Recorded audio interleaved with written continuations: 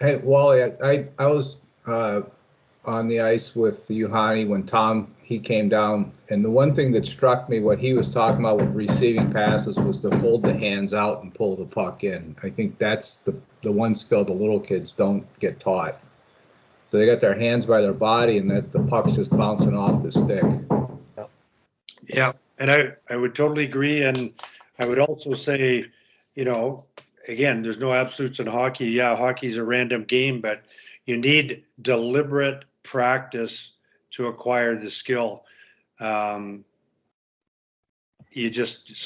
some basic passing drills are just fine, especially at younger ages, where you can help them acquire those skills and then move to random passing. If you can't do the skill, then you can't do it randomly as quickly or as well. I don't think anyway. It'll just take you longer to learn, and some people will never learn.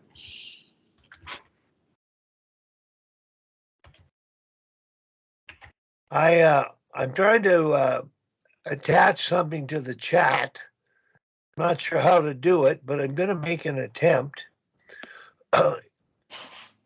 It's the 4-page drill sequence that you might need an explanation of, because I use it at coaching clinics to teach coaches how to teach passing in their minds and understanding. Coaches can't do it.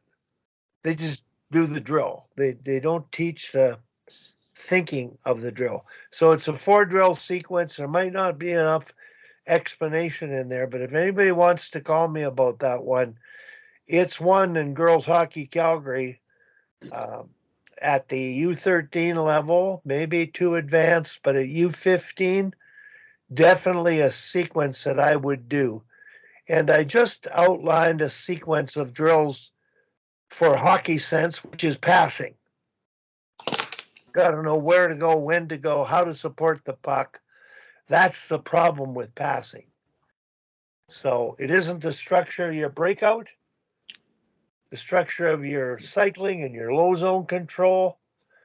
It's the conceptualization of awareness and decision making in real game situations. So that's sort of the theory of it. And I'm in the middle of it because I've just been asked to formally mentor girls hockey Calgary at the U13 and U15 levels.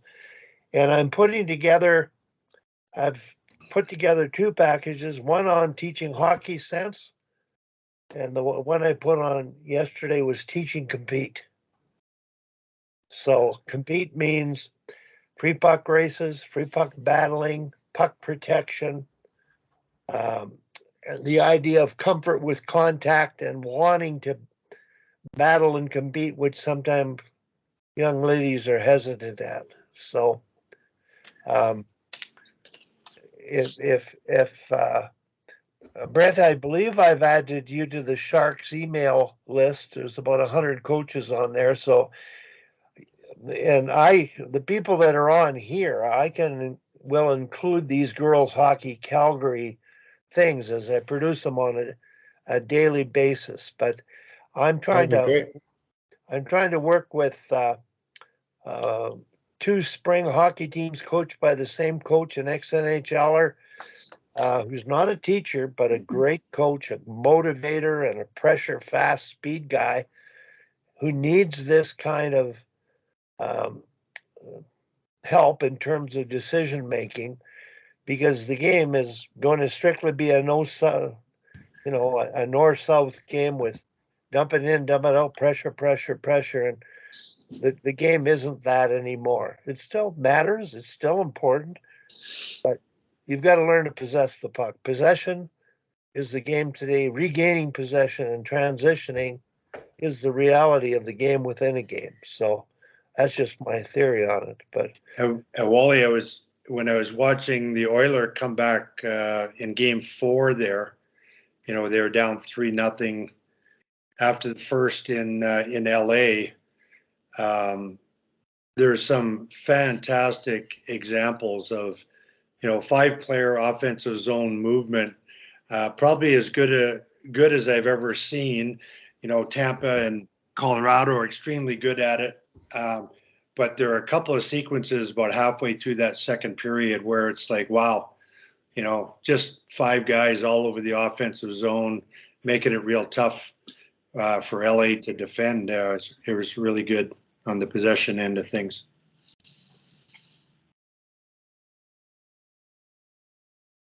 You're muted, Wally. The playoffs in the NHL are a laboratory, and kids aren't just going to suddenly start to do that. But if you let them play games, a lot more small area, they have to make decisions while they play games, and they'll develop their skills. The game will teach. I think Tom's methodology of let the game teach and varieties of games with special rules, they're going to develop those skills, but it's only in the game that the decision making of when you're going to do something and when your teammate's going to get open and be available, that's quite simply what it's all about. So now Mark Howell said he would be on shortly, but Tim, when he does get on, now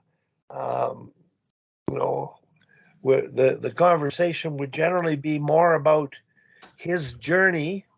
And Mark has a daughter that played U15 at the highest level in Calgary, where they had 2 teams, and they play in a provincial league in the province. So it's considered the best female hockey in that age group here. So he's having a daughter watching female hockey. He's really concerned in the game, but he's been coaching college hockey, university hockey, for 20 years, Tim? Not quite that long. He's been at U of C. I left in 2001. Scotty was about 8 years. He's probably been 12 or 13 years at U of C. He also has a son, I think, that plays in. Hi, Mark. He plays in Moose Jaw, I think, in the Western League. You muted again, Wally.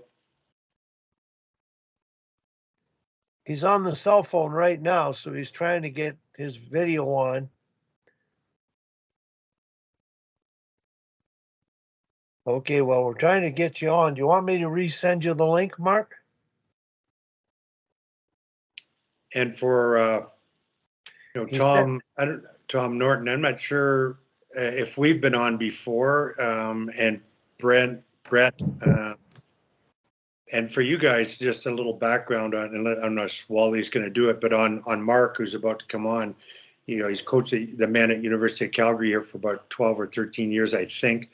And they set a conference record this year for most wins in a row. Won their first conference championship since like 1997. And then they didn't quite get the job done at the national championship, which is kind of the U of C bugaboo. They've never won the national championship. But they had a great year this year. And just a little bit of background on him.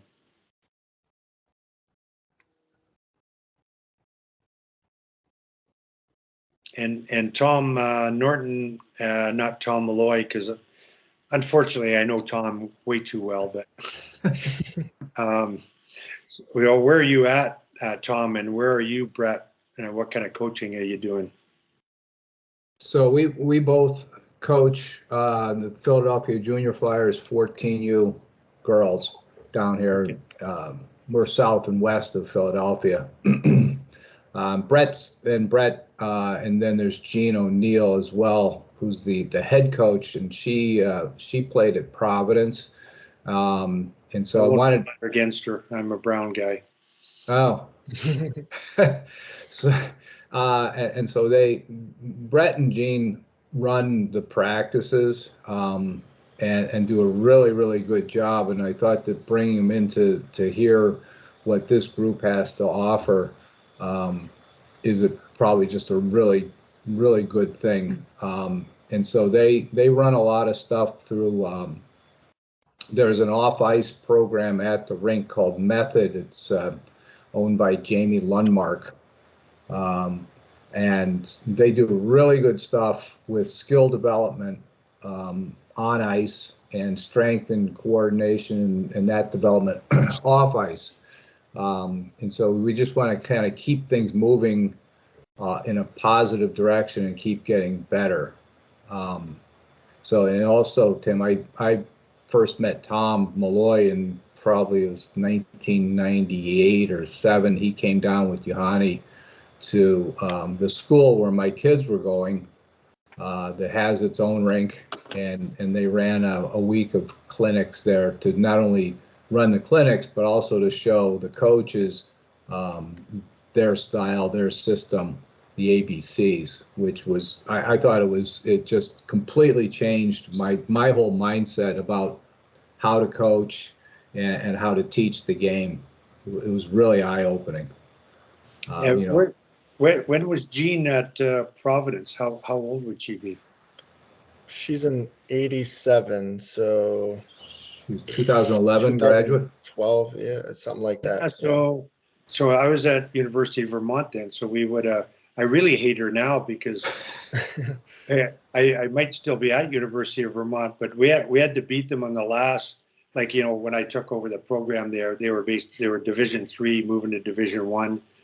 And after about 3-4 years, like we had to beat, we had 2 games in Providence, or just one. We had to beat Providence on the last day of the season to make the playoffs, and they friggin' beat us. We played great, but they beat us, and so we didn't make the playoffs, and hence led to my ouster. I think it was 2 years in a row. We were sort of right on the cusp, and that was the straw. And that might have been the year after she graduated, 2012, but both years, 11 and 12. So tell her I hate her guts, even though I never met her. Vermont had a good year this year, didn't they? Yeah, they sure did. Like Jim's a real good guy, real good coach. I know they were disappointed. They've got some terrific players. Watch them on the international scene. Yeah, a couple of their Czechs. Milnikov is a hell of a player, and they've got an Austrian girl who's a hell of a player as well, Teresa Schaffsel. Yeah. They had a freshman Hockey East Player of the Year was a Junior Flyer alum. Oh, really? Yeah. Where did she play? She's a forward. She's at Vermont. Oh, okay. Yeah. And I think Jerome McGinley's daughter, being Flames fans kind of here, she was I think Rookie of the Year in the ECAC this year at Brown. Yeah. Yeah, good player. So, and how long you guys been coaching on the women's side then, female side? Nort's been doing it a lot longer than I have. I've only transitioned from the boys' side to the girls' side in the last 3-4 years or so, 3-4 seasons. And how have you enjoyed it? Much better. Much better. Right age, right mentality. They're so much easier to coach, so much more fun. Boys have too much parent nonsense involvement and Ego. Yeah. Yeah. It's totally just agree. it's way easier, way more hands off, and from the parents, so we can just do our thing. Yeah, Tim, I've been doing it since I think full time since 2005. But my daughter started playing on a girls' team in '95. And yes, I've never heard of a guy who switched from coaching boys to girls not say, "I'll never coach boys again." It's pretty common. Hey, I'm looking up some stats here. In that last game you played in Providence in 2011, Gene put in. Yeah, can you hear me? Yeah. Yeah, that last 2011, your game against Providence, you lost 6-1, and Gene had the 5th goal. Yeah. So that wasn't quite the nail, but He drove the point This is home. the backbreaker. It was the backbreaker. Yeah. Yeah. I enjoyed my time there. It's a great spot, UVM. They have, like a lot of colleges, they have financial challenges on the athletic side, but it was a good spot. Did you guys ever play? Wally, you'll know Dom. Dominic Pittis is off and on with us when he's able. He's coaching St. Mary's out in California. He just started the program there, a female program, I think 2 years ago. I just wondered if you guys had ever knocked heads in tournament or anything, because I think his younger team would kind of be U14, might be U15 actually. Are they called St. Mary's? Because the only St. Mary's, I don't know, it's high school or collegiate or but maybe academy. It might be St. Mary's Academy, and I get it's in not in Bakersfield, might be Bakersfield, one of those Central California. No, might be Bakersfield. I'm not sure. Nah, the only ones we run across are Anaheim or San Jose as a team. Yeah. And the LA Kings or LA Lions, they call them. Yeah. I know Dom's. I think they were at what's the big tournament in Boston? Not the Beanpot, man. The big women's tournament. Beantown. Yeah, I know I think they were there last year. I'm not sure, but anyway, he's a real good guy. If you ever bump into him, terrific guy. Played, coached for the Flames farm team for a couple of years, and then his daughters were getting to that age, so he started this program 2 or maybe 3 years ago, and it's kind of an interesting story. How's Mark doing there, Wally? Well, I tried to connect with him last night. We could talk on Skype one way, and he's trying to reset up his Skype, so he might not. He's playing with it, but we can continue the conversation. He's trying to get on, and what I wanted to do with this group that's here, Tim, just so we get familiar with each other, all of us have had pretty extensive experience on the female side, but also worked on the male side. And right now, I personally am totally dedicated to the female side, and I watch. Mark said he's on now, but I can't see him, and I don't know how to add him. And I you can usually invite somebody, Wally. Should be bottom left on mine anyway. I've got it just to copy the link. You could click on that and type in Mark Howell and see if his name pops up, if you know his Skype address. I clicked on copy the link, and that's all that's happened. Copy the link. Nothing happened. So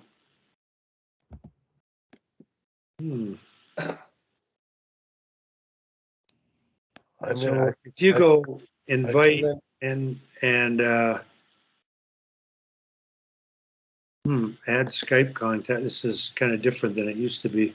Yeah, if you click on add Skype contacts, then you can type in Mark Howell,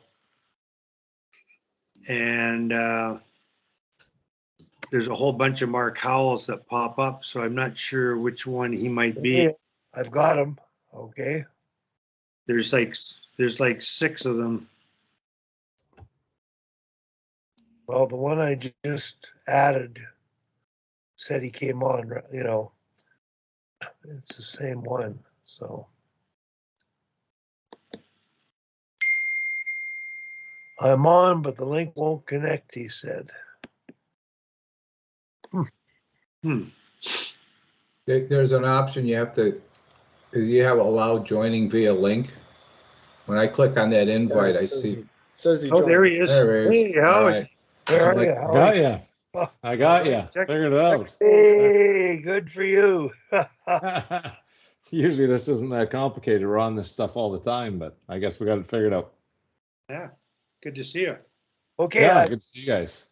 I've started recording the 20-minute mark. That's how long it took to get connected. But Yeah. Mark, we've got um, a lot of people here. You know Tom Malloy and Tim, myself, Rick Puttock. I don't know if you know Rick at all, but Rick goes back to my era of coaching and coach education, and he's mentoring in Strathmore right now and coach at a few max tournaments with great success. But basically, my role is mentoring right now, and as has been yours while you coached, Mark. So, Yes. Mark, I want to congratulate you on your journey as a hockey coach. And I sent out a little bio to everybody an email yesterday. I'm trusting they might have read it and know a little bit more about you. But I just wanted to chat with you about what you've learned since you began coaching, wherever you started, when you started, and then how you ended up at the University of Calgary on the men's side and been with it for so long, and what you've learned in the process to achieve what you were able to achieve last year. Yeah. So go ahead, Mark. What's your background and how did you get to where you are today? Well, that's a that's a lot, I guess. I think if I go way back, finished playing at I was playing at U of A, and I guess I go back even further. Played Red Deer minor hockey, played in the West League in Seattle, Medicine Hat, and that's where I met Tim for the first time. He was in Medicine Hat, so I was there for a little bit, and then ended up going to junior A at the end of that year, and then ended up at U of A, Red Deer College. Played for Babcock at Red Deer College, and Billy Moore's at U of A. But then going into year 2 at U of A, hurt my back and just never really got it back to where it was sufficient enough to play. So I just thought, well, maybe I'll just try my hand at coaching and talk to Coach Moores. He had a connection with a guy out in Spruce Grove that was coaching Bantam AAA, I guess now U15 AAA, and went out there and just started to help out, and I guess got the coaching bug right away and really enjoyed it. Within 2 or 3 weeks, realized that it was going to be something I really enjoyed, and so I was still at U of A, and then to finish my degree, I had to go to I had to find a professional placement for a 3-month practicum, and was lucky enough to get on with Hockey Canada down in Calgary. And that's we still at that time had the old Canadian Amateur Hockey Association and Hockey Canada. So I was with Hockey Canada, and it was brought on to help deliver the International Coaching Conference in 1994, I guess it was. And that was in Calgary, at the University of Calgary. But, when I got here, then got involved in coaching, but also being around Hockey Canada, I got to meet Tom Rennie, Danny Dubé, obviously. Then George Kingston was around. There's so many guys around the office that it just, you just talked hockey all the time, because that was when we had the full-time national team and Tom was the coach, and they were going to the Olympics in Lillehammer, and it was just, there was so much going on, and it was just really exciting. And then got involved. So my next year, I guess it was 94, 95 or 95, 96, applied for a job with the Calgary Buffaloes, got one of their midget AA teams as a head coach. And then I guess took off from there, got to meet Kevin Kabelka, who was coaching the AAA midget team. The next year I helped him out on that side as an assistant with the AAA midgets. And then just kind of kept going through the ladder and kind of jumping through hoops and doing as much as I could. Got involved with Hockey Alberta right away with the Alberta Cup. So did that 3 times. Then the U17 program, ended up at SAIT. Was an assistant for Ken Babby. And then from there went on to head coach midget AAA with the Flames for 2 years in the Northwest. And then after that, and I was fortunate enough at that point with Hockey Canada, I took over their video division. So with that, you became the video coach for all the national teams.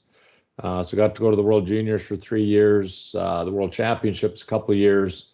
So along with that, you just meet more and more coaches along the way, and you just keep learning. But it grows your passion for what you're doing, and then from there, I went to Brandon as an assistant coach, and I guess Kelly McCrimmon, who's now in Vegas, I turned him down twice because I also had an opportunity to go to Camrose as a head coach in Junior A. And I kept turning Kelly down, and then I ended up talking to a friend of mine who I coached with the World Juniors, Mark Habscheid. He was coaching Kelowna and was also part of the World Junior team. And I was asking for advice. I asked Mike Johnson. He goes, "Go coach Junior A." I talked to a number of people because ironically I was in Camrose as a coach mentor for the Advanced One, and Mike Johnson was there and a couple other people, and that's when I was offered the Camrose job. But it was Mark Habscheid I talked to, and he goes, "If you have a chance to work for Kelly McCrimmon, you don't turn it down." And I said, "Why is that?" He goes, "He will teach you so much about the game of hockey, about managing people, about the inner workings of junior hockey." And so that's kind of where my full-time coaching gig started, I guess, because now I'm leaving minor hockey and Hockey Canada, and then kind of started that stream. Went there for 2 years, then Drayton Valley in Junior A as coach GM for 3, and then off to Kelowna with the West Side Warriors for 3. And then the opportunity came up. A friend of mine, Mark Maloney, a lot of you guys would know Mark, he phoned me and said, "Hey, I heard University of Calgary is looking for a new coach." So that day I phoned the athletic director and Kevin Boyles and just said, "Hey, I hear you're looking for a coach." He goes, "We haven't even posted it." So I explained who I was, and I said, "I'm driving to Calgary this weekend." That was a Thursday. I said, "Are you going to be around this weekend?" He goes, "Yeah." Okay, maybe you have a couple hours we can sit down and talk. And he said, "Sure."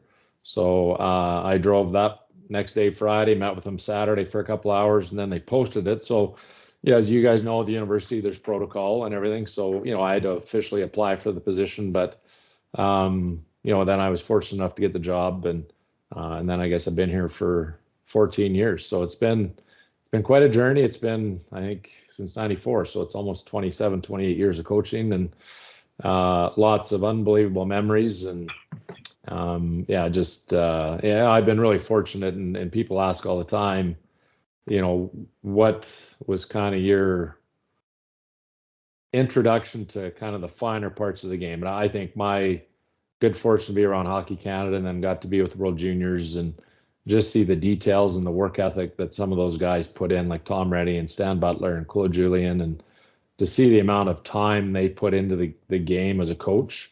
It helped you understand how to transition from a player to become a full-time coach. And I think some of those things were really valuable for me. Wally, just before you ask a question, Mark just illuminated and provided the answer where my coaching career went off the rails. Because I turned Kelly down, McCrimmon, and maybe even twice. I don't remember. Like after I got let go on Medicine Hat, that might have been the first time. But then after I got let go in Atlanta, he and I had some chats. I really like Kelly. He's a terrific guy. But so now I know where it all went wrong. So thanks for that. Yeah, it was interesting with Kelly. And when I took the job, I said, because it wasn't a lot of money. Like I was taking a pay cut to leave Hockey Canada to go there. And it was 8 months a year. And I said, "Kelly, I need more money. I had a baby on the way." And he goes, "This is the money, but you can, help out with the hockey school, make a little bit more." And I said, "Well, the other thing is, for me to make this worthwhile, I'm coming as an assistant coach, but I need to learn from you." Because Dean Clark was the head coach. But and he said, "You can sit in my office whenever you want about trade talks, scouting."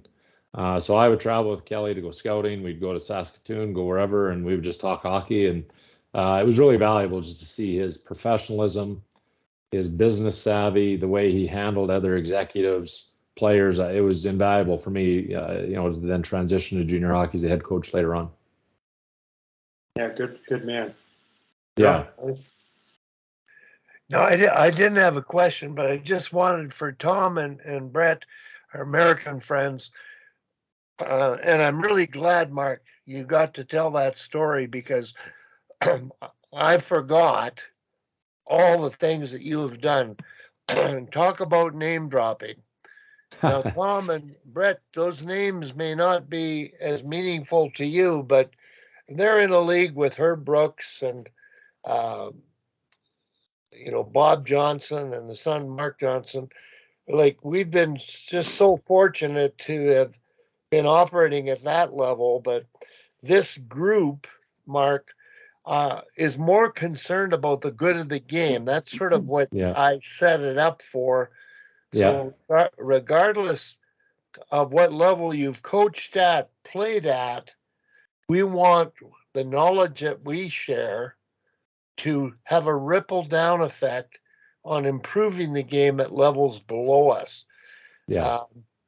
And in that regard, Mark, and not at this point, at some point we can talk about your daughter and the system of hockey and things that we need to do to get better with it. And you've been involved as a mentor with different high-level associations here, as of all of us, and we've sort of continually bang our head against the wall, not making any progress. But we'll get to that later. Right now, I'd just like you to go through your 14 years and some of the challenges that you've had to face and what you've learned from that experience to come up to achieving what you did last year. So just some takeaways from your life of experience at the university level. And Yeah. I might even narrow that down a bit, Howie, just to help you out a bit. Like even this year, like you guys had a fantastic year this year. What were, to Wally's point, a couple of the bumpy spots or challenges for you this year in what was a terrific year for the program? Yeah, I'll go back. I'll maybe just go on to this year and then I can go backwards. But this year probably started last March. Well, it did start last March. And it started even before that. In February, I started to just recognize some things on our team that as we were going through the final moments of the regular season last year in 2022, and then the playoffs, and then I had some conversations with our strength coaches. I was starting to notice that we were really explosive and fast, 4 or 5 seconds, but not a lot of guys had the consistency or the intensity to play at the end of a shift or at the end of a period the way we wanted to play, fast, intense, smothering pucks, smothering play, except we had one guy, which is Ryan Graham. Ryan Graham was a road biker, mountain biker in the summer. So I just started to look at it differently, and I sat down with our strength coaches in March and said, I just don't know if our capacity is where it needs to be. And he goes, what do you mean? I said, it just appears all our strength training now is about really fast, explosive bursts. But when we're 30 seconds into a shift, we can't win loose pucks.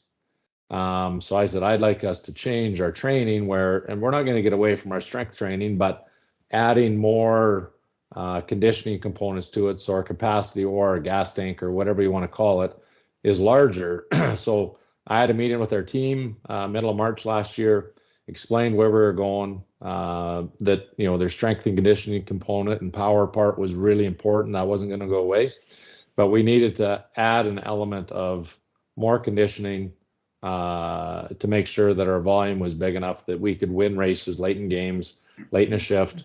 So that started then. And then I went to our alumni group, asked for some funding to buy more bikes. So we ended up getting, we have now 6 spin bikes in our dressing room.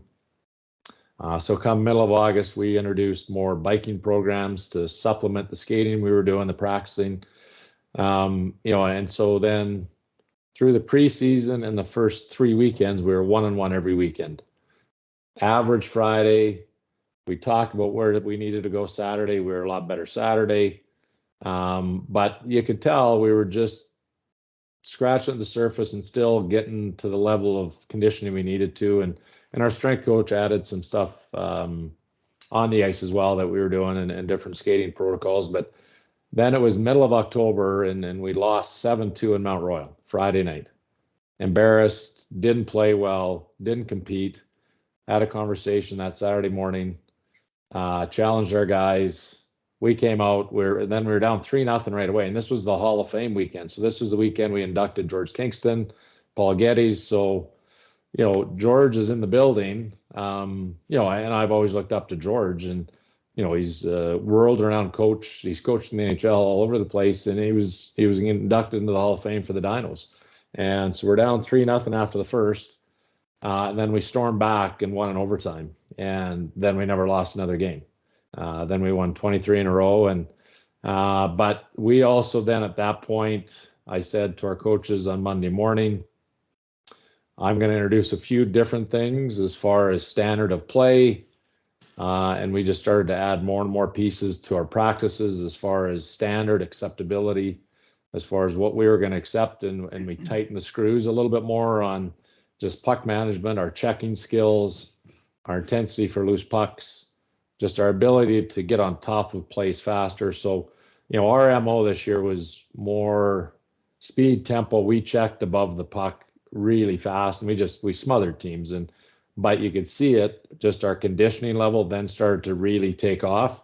We never lost a Saturday night the rest of the year until we lost to U of A in the finals. And then we won all of our games to the regular season, 23 in a row. And I would say there's only a couple of those games where, we had to really fight right to the end. But a lot of times we dominated games just because of our pace, our energy, and our details and our standard of play. I thought, so those moments in time, I think really helped change what we were this year to become the team that we needed to be to win a championship. And I said it, and I think, Tim, you were the last one to win in '96, were you not? Yeah. Yeah. So start of training camp, first day of training camp, I turned our guys around. At the end of practice, I turned them around and I said, look at the banner. They looked at it. I said, anything stand out? And I said, the date. I said, it's embarrassing. We're all responsible. I said, I've been here for 14. It's time to change. And our guys were great. They bought in all year. They worked their tails off. They're extremely coachable. So, that's a little bit about this year. But it started last March when I challenged our guys about their conditioning, not being just fast and powerful, but having volume to be able to do things for a long time and for a weekend. So, yeah, I just wanted to interject, Mark, because as you know, I was at that Hall of Fame game, and I spoke with you and Robbie, I guess, after, or maybe it was just Robbie after the game, Mark's assistant. And I remember just being struck by your team in the third period of that game, like total domination, like won every race, every puck battle, just outwilled Mount Royal. And I almost called you on the Sunday and said, hey, Mark, from an old fart who won the last championship, I would love to come into your room and just say what I just said to the guys, how impressed I was, and that they should just remember that period.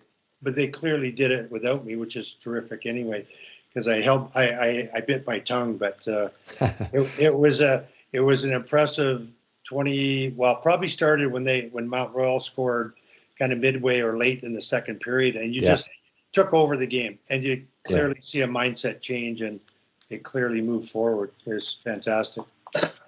Yeah, no, it was interesting then to go on and win 23 in a row like that. It was 4.5 months we didn't lose a game. It was almost surreal that you just kept winning games in different ways. But the common theme was our energy and pace of play and intensity was significantly higher than most of the teams on a consistent basis, for sure.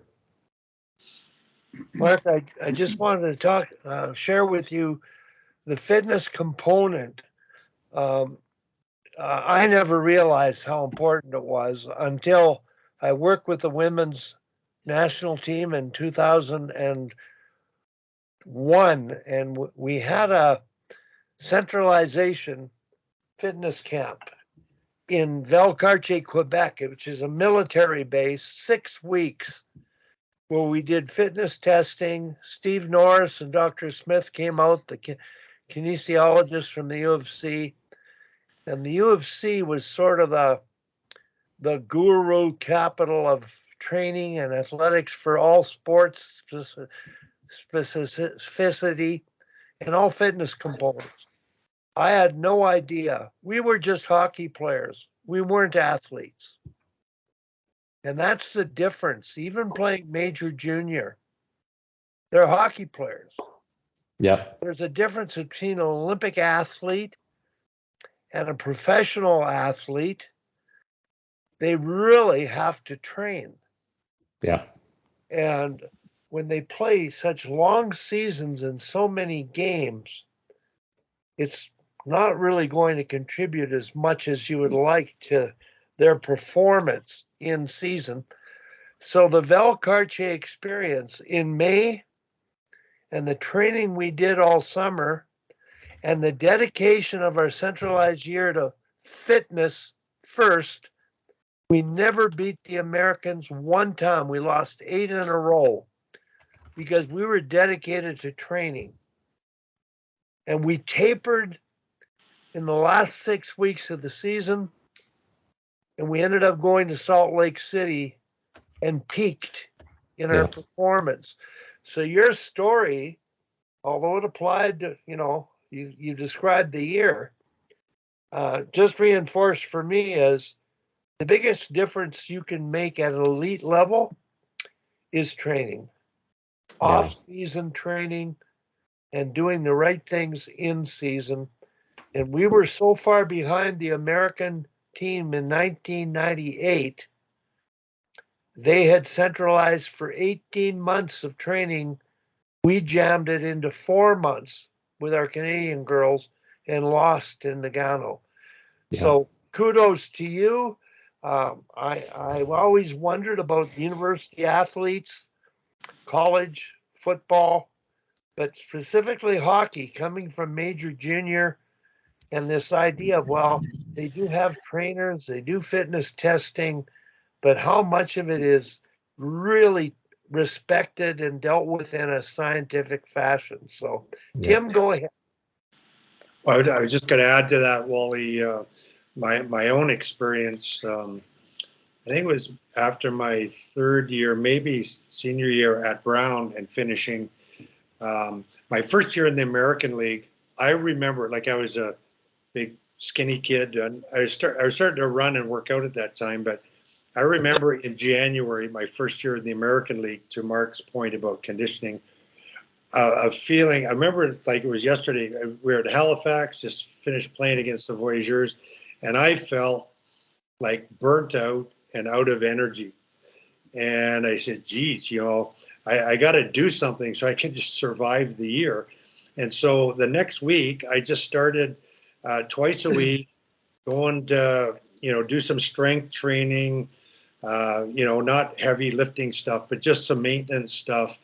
And wow, like what a difference it made eventually towards the end of that, in March and April, May that year in the American League. And then I just stuck with that my whole career. Like when really nobody was doing that at that time, like none of the NHL. It was the days when I remember my first training camp, Phil Esposito coming to camp, and he's like, "Where are my skates? Where are my skates? I haven't seen them since April," and they did nothing. And really, it was my ticket to finding a spot professionally. After my first year in the American League, I met my partner Barb, and she was a East grad from Guelph, and she did a fitness program for me that summer. I went to training camp, and I stood out like a sore thumb because I was in such great shape, and it helped me make the team. And that's what fitness can do for you. And of course, now it's not as much of a separator because everybody does it. Everybody knows they have to do it. But fitness is so critical. It's funny, when I got to the University of Calgary, and at that time we practiced at the Oval. Now we've moved over to Father Bauer when Hockey Canada left, but that was eye-opening for me because you'd see speed skating athletes, and some of our players would see it as well. They were there for 8-10 hours a day. they'd be on the ice, then they're in the gym, then they're in front of a mirror, then they're back on the ice, then they're in the gym. Like, it was 8 to 10 hours. It was unbelievable to watch. And that was kind of your moment going, okay, we got hockey players and then we have athletes. And I think, to your point, Tim, everybody trains now, but I see a lot of strength coaches, and I had to challenge our strength coaches. We have 2 of them that I just see a lot of strength coaches now. It's all about power and speed in hockey, because it is like it's all 1, 2, 3 second bursts, but that anaerobic and aerobic power to have, the capacity in your lungs and your legs to be able to go longer than somebody else. If you don't have massive capacity in your lungs to be able to use oxygen, get blood flow at a higher level, to recover faster, you can't play fast enough for long enough. You can do it for the first 15 seconds of a shift. So Tim, you were kind of on the start of it, but now, like, most kids train, and they all have trainers, especially the good ones that are in, going into junior hockey and beyond, and all the pro guys. It's just, I see a difference now where athletes, especially hockey players, can't play as fast as they need to for the entire shift, or throughout a period, or throughout a weekend. And that's, like I said, when I watched Ryan Graham last year, like, he's a big man, but his lung capacity was huge because he road biked all summer. Yeah, it's so important. There's just no question. And I think the power thing. I'm struggling to come up with his name. The guy that was the Boyle. He's at BU for years and years. He was the U.S. Strength trainer for years, and he was the first guy that basically posited that really the aerobic side is not really important, or maybe it was more accurately, he felt he got enough aerobic training out of his power and explosiveness training. But I totally agree with you. Like, you've got to have that big aerobic base. It's the support for everything else. But he might argue, but about 20 years ago, he kind of started down that road. And anyway, Mark, Mike Stewart is on. Hi, Mike. I was able to invite you and get you added. Could you introduce yourself to the group and give us a bit of your background? Yeah, hi guys. Thanks, Wally, for having me today. I grew up southeast of Calgary here, played AAA midget in Calgary, went on to get a scholarship at Michigan State, was drafted while I was at State by the New York Rangers, battled in the American League for 8 years and realized I wasn't going to make the NHL, went over to Europe, played 10 years in Europe, and then kind of fell into coaching after that. Learning by doing. Wally was actually one of my mentors back then. I'd pick his brain for a couple of tips because, to be honest, at the beginning, I really didn't know what was going on. And in the meantime, I think it's 10 years now I've been a head coach in the DEL, in Germany in the second league first, and then got a chance in the DEL. And now I coach in Wolfsburg, which is 2 hours east of Berlin. In the DEL, which is the elite league of Germany. Thanks, Mike. It's been a while. You're looking very svelte and young. As you can see, a few of us have aged and have lost our hair, but everything that we're talking about. And Mark, I wanted to sort of stay on this topic. I know in Europe, they started training years before we thought about it. I can remember playing.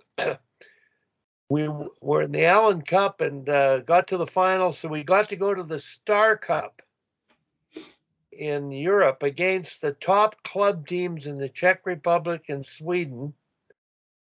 And it was embarrassing, the fitness difference. We had to share a shower. And we just had a bunch of overweight senior players who weren't athletes, and the Czechs were cut. Like, you could see how cut they were. And our trainer came into the room before we went to shower. He says, You guys better be careful when you go in the room. You're going to see some pretty built guys in there. And going back to 1998, Mark, I coached Team Japan women. And the dressing rooms are, I think, 12 teams to number 1. And I was in the 12th dressing room, being in the last place with the Japanese. And I got to walk by all the dressing rooms and see all the athletes that might be there. And the Canadians were in the second room. The Americans, I don't know what, no, we were in the first room, the Canadians, and the Americans the second. And when the Americans came out, they were cut, they were trained, they were athletes. And that's when my light bulb went on. Oh my God. And losing in that Olympics, we let the sports scientists take over. And the payoff for what you've been through and what you're doing at the USC, well, that's what maintained our program. So, Mark, I'm really curious about, your story of the season, and you feel the fitness. Now, you have an awfully young team. You've probably only got 2 graduating players. Can you describe your structure of your team and moving forward, what you might be doing to maintain results? Yeah, ironically, it was probably last summer. A lot of people asked, including our coaching staff, how are we going to be? What are we going to? I said, we're young. Like we have a real young group. I said if we can skate and check, we'll be, we can be in the mix. I didn't, and no offense to our players, and I've told them this. This was not the year I thought we would run to the championship. But as I mentioned, our guys were so bought in right away to what we had to do, and our leaders, they took the messages back to the room over and over again about being, just the buy-in and the coachability. They were awesome. So yeah, we have 2 players graduating. We got 1 more forward that's going to move on. He just decided that university is not his cup of tea. He's going to go to a trade school and look at something else there, which I respect for sure. But we have a lot of guys coming back. We'll bring in. We need to add a little bit of depth to our defense. We only had 7 last year, so we'll bring in 2 this year to give us to 8 or 9. Just to, 7, there's a lot of games we played with 5 and then go to 4. Just guys get banged up. And then up front we have lots of guys coming back. So we've had our exit meetings like every coach does and explain to guys where they need to get to and what their responsibilities are for the next, I guess it would have been 5 months, and we're down to 4 now. Our guys are excited. We got back from nationals and I'd be in my office and guys were in the gym already. We didn't say anything to them. They were just up in the gym working with our trainers right away. And, I think the excitement of the season and the excitement of how much better guys got, they didn't want to stop. They want to win again. They know we have lots of guys coming back, and they're really excited about trying to do that again. So, our guys are putting in tons of time already. Obviously recruiting, we got to bring in a number of players that'll help us, but really looking forward to it. And we started some. I guess the other thing we did when you look at where it started last year, we were supposed to start it 4 years ago, and I kept looking at the NCAA model. Like a lot of those athletes are down there for 10.5 months training, skating. So we were going to start it 4 years ago. Obviously, the COVID kind of got in the way. So we started it last spring, where a number of our players stayed here, worked with our strength coaches 4 days a week, 5 days a week, but then went on the ice with myself and our skills coaches and our D coaches, and worked on position-specific development in May and June, twice a week, and our skating coach. And a lot of those guys that stayed, I think we had 14 guys stay and do that in May and June. A lot of those guys had unbelievable seasons, and a lot of guys really speak about their improvement in those 2 months and those 3 months of strength training on ice, their skating improvement with our skating coach and our skills coaches. Because I just looked at it, and all our guys say they want to play pro hockey, and I said, well, if you want to play pro, we got to invest way more. So we invested money in skills coaches, skating coaches, strength coaches, and then we said we're going to invest more time, and our guys have bought in, and we got another 14 guys staying this spring and summer. And I think that's part of the success of the program, just being very committed to making sure our players improve. Because you look at the NCAA, like a lot of guys, they go down there pretty good players. They leave as outstanding players because they train and they're on the ice doing stuff that's very specific. They're in the weight room. They're working with skating coaches, and their level of improvement is significantly higher than some of our guys, for sure. And we want to make sure we change that. Mark, I just wanted to relate a story. When I played university hockey, grew up in small town Saskatchewan, no gym. No. Obviously no training, but I played senior hockey as a 16-year-old, made the university team, which was all junior graduates, major junior from Saskatchewan in the junior league. And I had no idea about training, but I had to take a weight training class. And I used progressive overload a little bit, playing with the class. At the end of the year, I stayed for an extra class to train. And I weight trained, and I worked out with a couple of wrestlers that played football that I knew and was taking classes with. One of them became the Olympic coach of the wrestling team. He was a 130-pounder who just used to kick the shit out of me. And the other one was a 190-pounder that played football for the Saskatchewan Roughriders. But that was my first exposure to training, and I did that every year. And as a result of it, I became a player that got invited to an NHL camp and made the national team, only because of that. Yeah. The hockey was one thing. So later on, as we move along, Mike, I was going to ask you about, when you left Canada, then you got to Europe, maybe a bit of a wake-up call, but I wanted to mention Howell Terse, and maybe Howell to introduce himself. But Howell, Mark has talked about fitness and the impact it had on his college year, and I have one name that I'm sure you know well, and I don't know if he's still alive, but back in the day, he was the guru of fitness. In Canada, Lloyd Percival was. Tarasov read his book, and that's what turned the Soviet game around. The training, the science of coaching and training. And Hal, the name I'm mentioning is Jack Blatherwick. So, Hal, please introduce yourself. Hi, good morning, Mark. Sorry I got in here a little late. Got a lot going on here today, but sounds like you guys you had a good run. That's pretty exciting. I can see how energized you are out of it too. So that's really fun. Yeah, thank you. Jack Blatherwick, he's still around. He's sneaking up on 80, I think. He trained the 1980 Olympic hockey team for the United States, and but he's got a PhD in this exercise physiology as it relates specifically to hockey.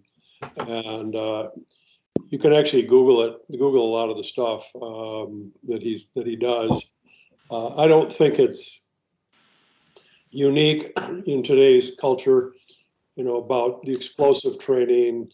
Don't train in a barrel, train lateral movements and that kind of stuff. But if you Google Jack Blatherwick, you'll find some of this stuff on there. I worked with him back. I hate to say this, maybe in the 80s, on ice overspeed training for mostly. I was coaching junior hockey then, the United States League.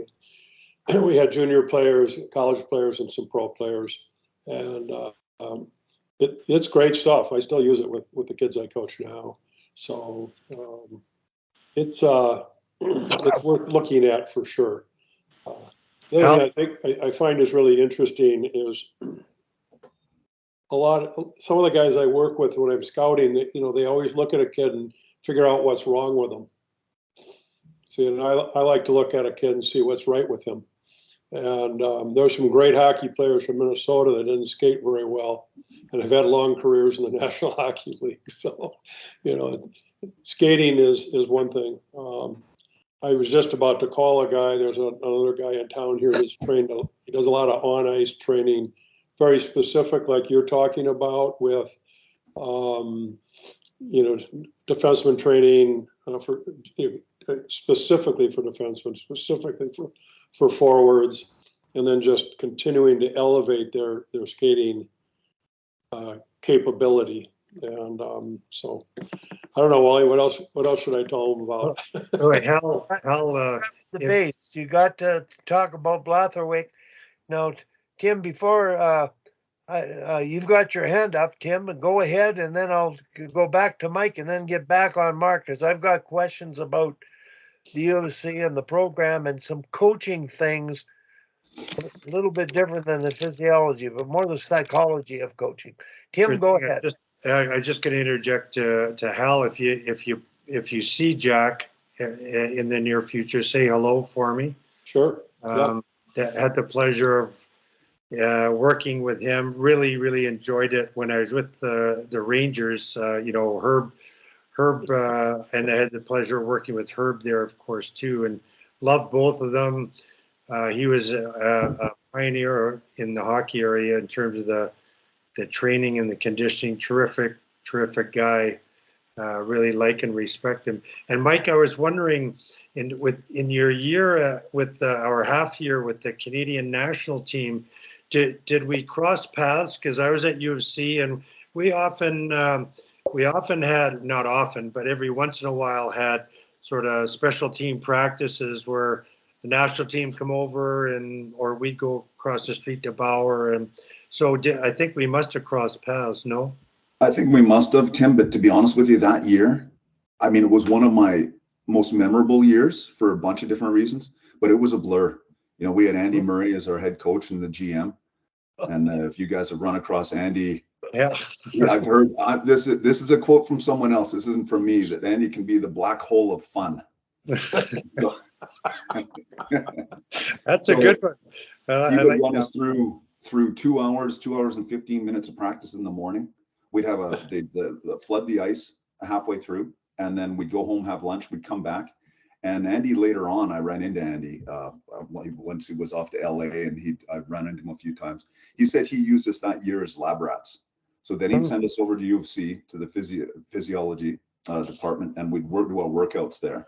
And that was before lactic acid testing was a thing. We do these skates where we'd all be barfing, and then they'd be pricking our ears after and no one had ever heard of such a thing. I can tell how he's liking that. Yeah, say again, sorry. I could tell that Mark is liking the story. Yeah, no, and it's funny, like we ran across each other. I've known Wally forever. Tom Malloy, I've run across over the years, and how small the hockey world is. But Mark, my son plays for Mark now at U of C, and he was a rookie, first-year player this year. But coming back to bringing it all back to fitness, is that Mark's focus on that, it became an identity. And I'm getting this through Mac, right? Like we're the fittest team in Canada. It became part of their identity. And there was a lot of misery going on, right, with the bag skates, Mark, and everything else. But it made me think at the pro level. Well, I'll go back a little bit, because my first year pro was in '92.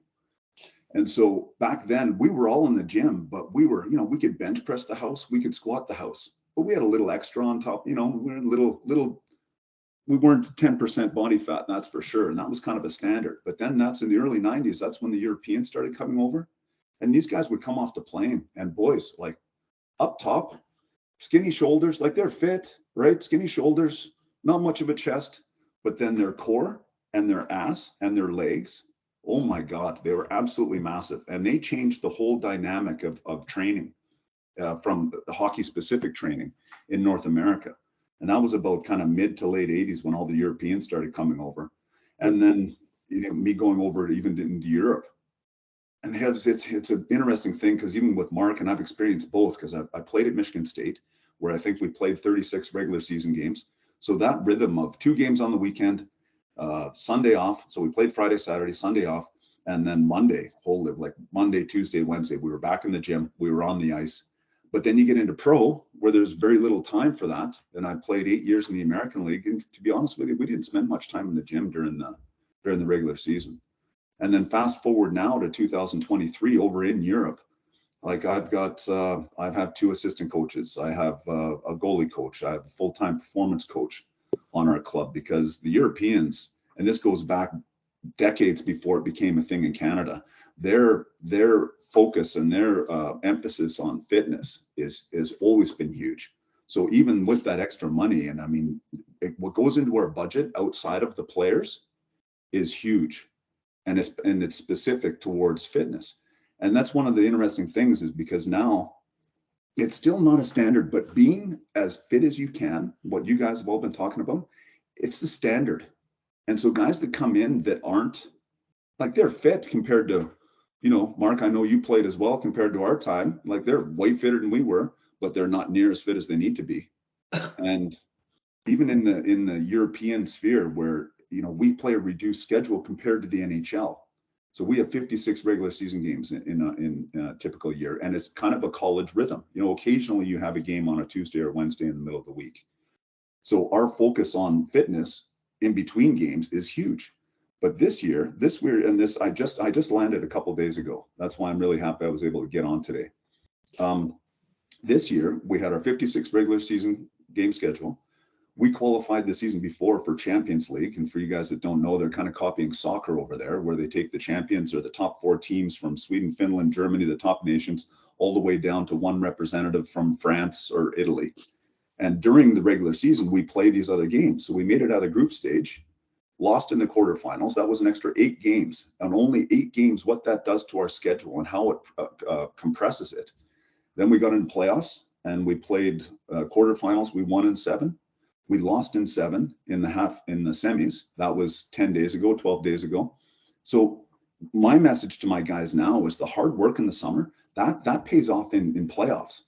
During the regular season, and especially this year, we were on an NHL schedule. We played 78 games this year in Europe. It was a game every 1.9 days. And coaching completely changed for my staff and I. It was a real challenge. It was like NHL, and we'd never coached in the NHL or had that kind of schedule before. Our coaching was done by video, because we were either playing or we had an optional skate for 6 months. It was nuts. So anyways, long story short, I think that the fitness, and that's been my message for years, the effort that the guys put in summer, you're going to get the respect of your coach. And I hang up all the results when we do our physical testing. And the guys that come in last or second last, it's there for God and everybody to see. And they can be embarrassed and a little ashamed themselves, as far as I'm concerned. But their fitness regiment in the summer, that pays off in the playoffs. Do you have a big engine in the playoffs? Can you do what you do and say, you know, we don't have call-ups, we don't have trades in Europe. So your lineup at the beginning of the season, that is. So if you've got guys out of your lineup for injuries that have always happened, right? Can a forward go out there? Can my top forward go out there and play 26 minutes and be damn near as good in the last 10 minutes as he was in the first 10 minutes? That's the work in the summer. I just mentioned Tarasov's quote. Yeah. Build your boat in the winter so you can sail it in the summer. Yeah, very, very appropriate. What you want in season, but Mark, if they're training off season now, and you've got May and June buy-in program, and at their own will and expense, they're willing to stay on campus, maybe take an extra course where there isn't the pressure of the schedule, but to train. You're going to be very successful in the long haul and outplay so many teams. So congratulations on the reality. And Mike, thanks for sharing your story, because in Canada, we got a wake-up call in the 72 series. Yeah. Great hockey players, but not athletes. Now, when you look at the NHL and you look at the ratio of players, to what degree is the training a part of the gap being closed around the world in the smaller countries with fewer numbers playing at a high level? Well, I think the club system there is really responsible for investing more expert resources to apply those things. And in Canada, fortunately, but also unfortunately, but fortunately, we rely on a volunteer system. But we're trying to do the best to get the best results, and that's got struggles in itself. But Mark, I just want to come back to the X's and O's of hockey competing in your league. How important are they relative to playing different teams and being able to perform, outperform, take advantage of? How are they important to getting final result? Yeah, I think there's so many good coaches in our league. There's a number of guys that have been in our league for numerous years. So the coaching is, extremely experienced. So for us, I would say X and O's are important, but they come after our ability to play fast, play intense, and play with the details that we have where we get above pucks, we stop on pucks. Those details are paramount for us. Our ability to play fast, reload, get above things fast. That's our most. But then, when we're able to do that, and then we can build in some strategy into our system.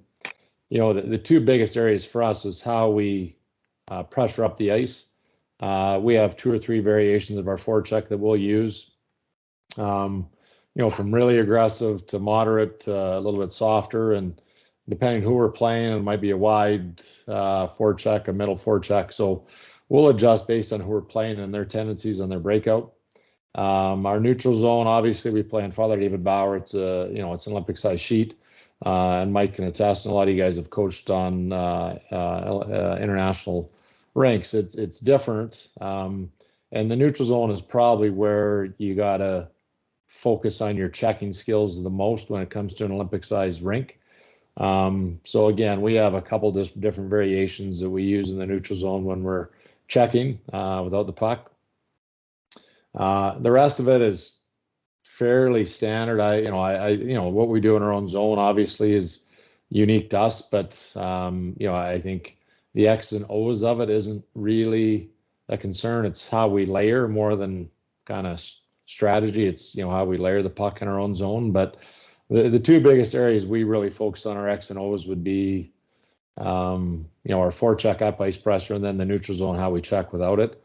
And it's funny, I saw a drill on I can't remember, I saw it was on Coach Them, the kind of the practice planning website, Coach Them, what I use. And it was a 2 versus 3 angling checking drill off the benches. So we started that the middle of October when we started winning, and we did it 2 to 3 times a week.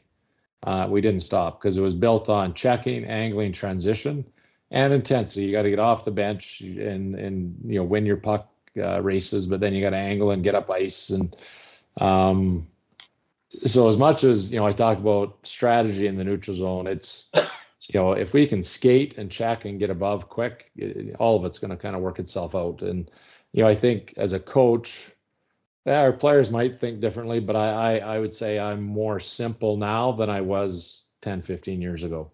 And just, I think you learn through experience that just those little details, philosophy of play is way more important than your strategy. I think anyways, just if you get caught up in your X's and O's, you're going to be in a lot of trouble. When you can just play fast, hard, but angle and have good details around the puck and around the net, I think you got a good chance.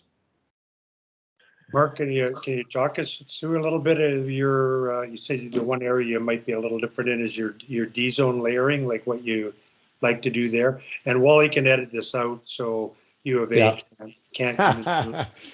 Well, and I don't even care because in the end of the day, we all do video so much. We know Yeah. exactly what everybody We does. know, But yeah. yeah, so it's They're just, no secrets. It's all about the good of the game. Yeah. yeah, no, and we got, obviously we have massive corners. When they redid Father Bauer 8 years ago, they also pulled the goal line out and made it like it was basically followed the double IHF rink formation. So the goal line was pushed out, the neutral zone was adjusted, so it mimics a double IHF rink exactly. So with that, the corners are massive, behind the net's massive. So just we talk a lot about our first quick, our second quick, and our third quick. That's all over the ice. And when I watched us play U of A so many times, and you just watch and go, what is going on? But their ability to have second quick and third quick better than us hurt us a lot.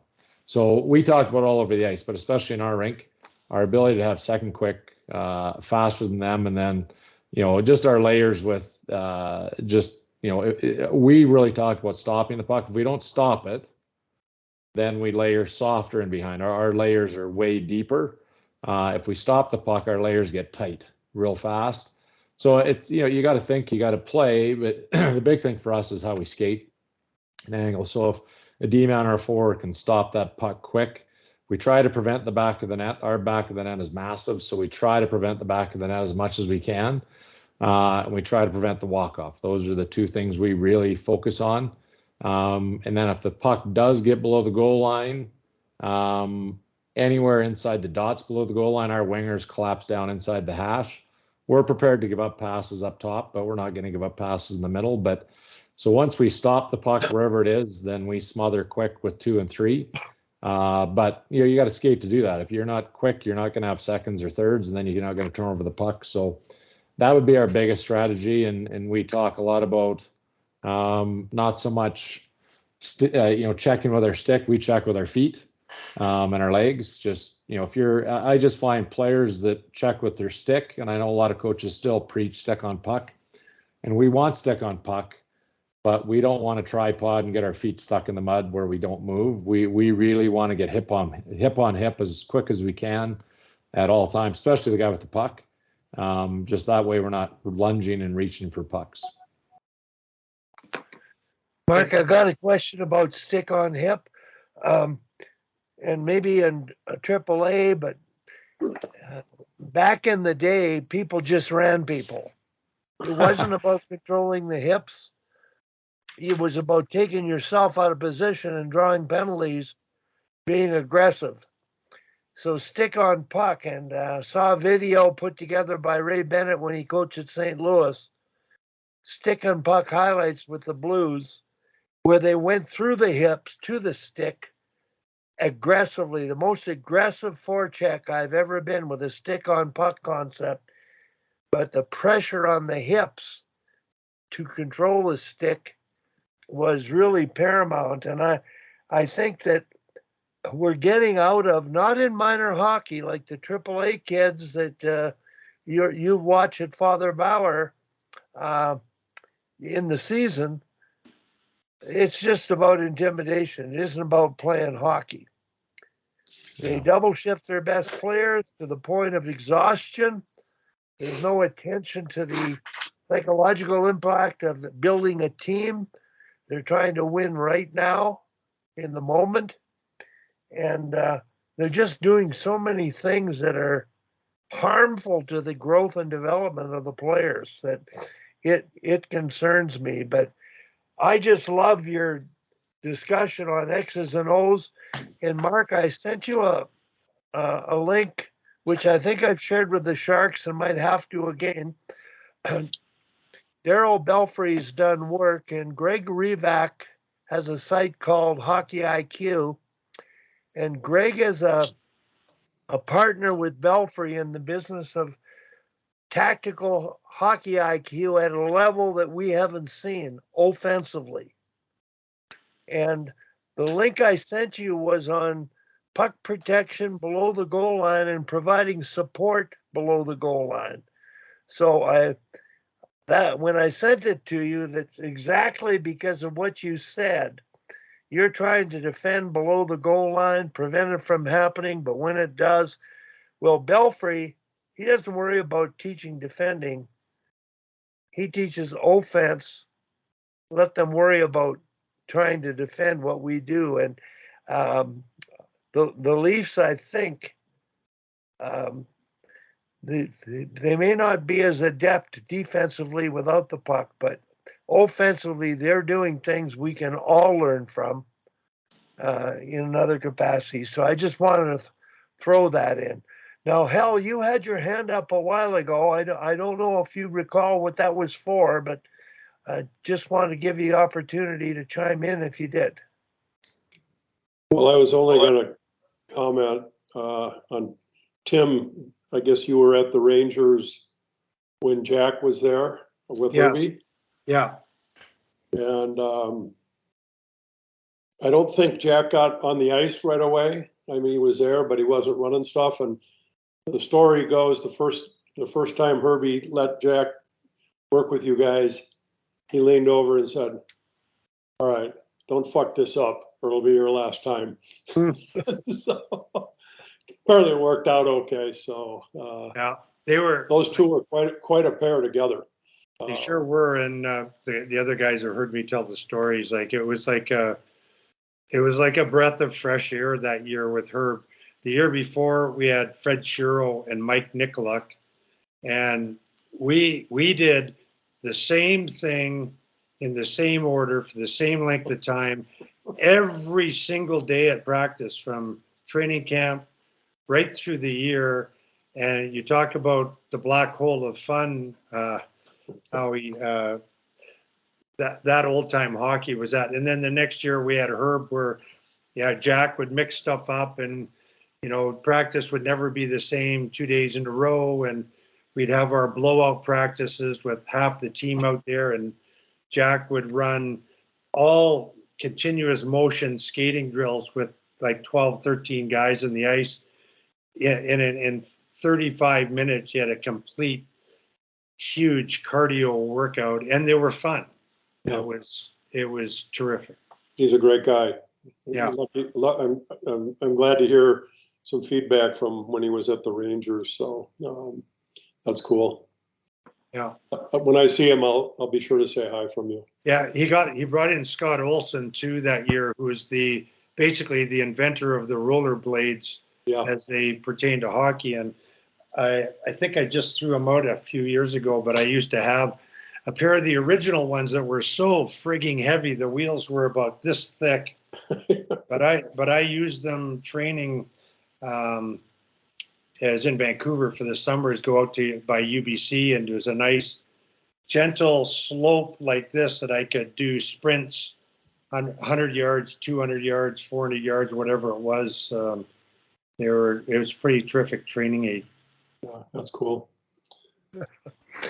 Mark, I'm going to get back to the coaching side of things. The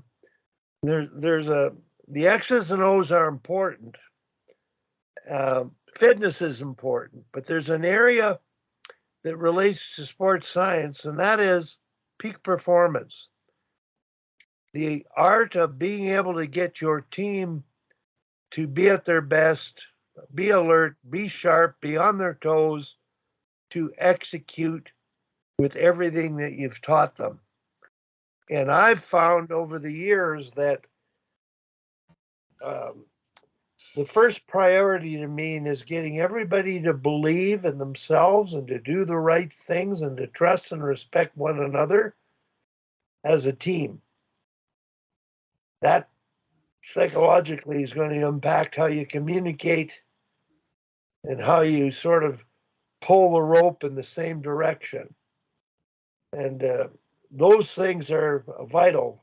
I'm wondering to what degree the application of sports psychology is formalized at your level or worked on.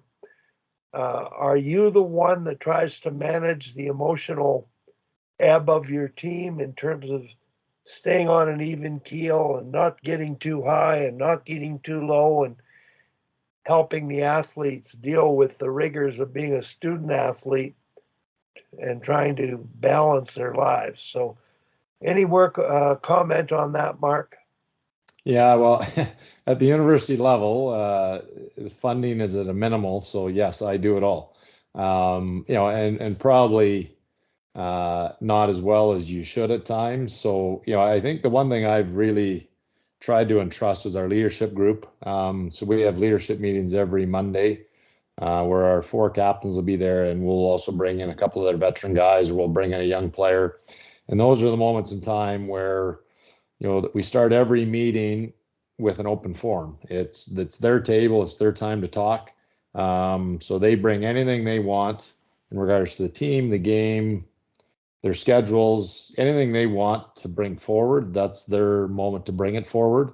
I think the relationships we build with our older players, our veterans, our leaders is really important. And we do a lot of training there in helping them understand. And Kevin King, who was our captain, he said it best. This was 7-8 years ago. He found it really hard to be a leader at our level, and I asked him why. He goes, "Because I'm always on the fence." I said, "What do you mean?" "I'm trying to make you happy. I'm trying to make the players happy. I'm trying to make everybody happy." He goes, I don't make anybody happy." And so we've really learned, I think, that the leaders have to be an extension of the coaching staff. They can have their own vision as far as what they want to bring to us, but we really help our leaders understand when they leave the room, our meetings, they have to be an extension of us. So then they have a responsibility to go back to the team, share how the leadership meeting went, what we talked about. But they'll also bring up, I'll talk to talk to them about the mood of the guys, the energy levels, where we're at. Yeah, and I guess to your point, Wally, to make sure guys are ready for games and ready and enjoy their time. The one thing I've learned that helps them enjoy anything is if they're getting better, like they have at our level, and I think kids, once they enter the AA, AAA level, so U15, U18, they go into junior, they want to get better, and they want coaches that help them improve. And to me, that gives them the motivation, the excitement to come to the rink when they know there's people there that care about them to make them better. When they see coaches that are helping them, engaging them, improving them, I think that's number one. And then I read an article by Mike, or a quote by Mike Babcock. This was, oh God, I can't remember. He was in Detroit then. And he was talking about confidence. I think it was in relation to Dan Cleary. I think it was Dan Cleary. I may be mistaken, but and it was just in regards to the player expressing, and losing confidence. You're not helping me get my confidence back. And Mike said, "Look, I can't help you get your confidence back." And it was in relation to saying, where does your confidence come from? And we work a lot with our guys on that, is their preparation. So they're the stuff in the summer, obviously we've talked about, but their time management, their study skills, their training during the winter, finding time to rest, social time, but their preparation leading into a practice, but also leading, more importantly, into games for them, is what going to give you the confidence. And so when you're confident in who you are as a player, you're confident in your team because your teammates have put in the work, and you got coaches that are trying to make you better. For me, I think players then can thrive for the most part. Obviously, in today's world, there's lots of personal things going on in the world, and we're there to listen as well. But I would love to have a full-time sports psych coach on our team, but we don't. But I rely on our coaches a lot. Like we got Brad Warenka, who works with our D. He played NCAA, played in the NHL. Rashawn Robertson. But then our skills coaches as well. I listen to them, our strength coaches. So even Bold Athlete, who trains our guys, they ask our players every Monday when they come in. It's a 3 or 4 question thing: is, are you happy?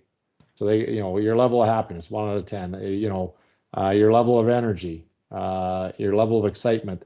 So that helps the players kind of think, where am I at? Like it helps Bold understand where they're at, but it helps our players kind of think, where am I at today? Like, am I happy? Am I not happy? So we're trying to build in as many things as we can that help them mentally and emotionally. And, then I go back to October, and October was a turning point for our team, obviously, but, we weren't great day to day, like Friday, Saturday. Friday we were no good. Saturday we were great, and we started really engaging our guys emotionally and saying, look, it just because I think players get caught. Like I look at my son who's in Moose Jaw, and all these kids play junior. They go there, they probably don't have the right mentorship there to learn what's required to be good in a game. So, for example, a kid will go and have a 2-hour nap because the 19-year-old's having a 2-hour nap.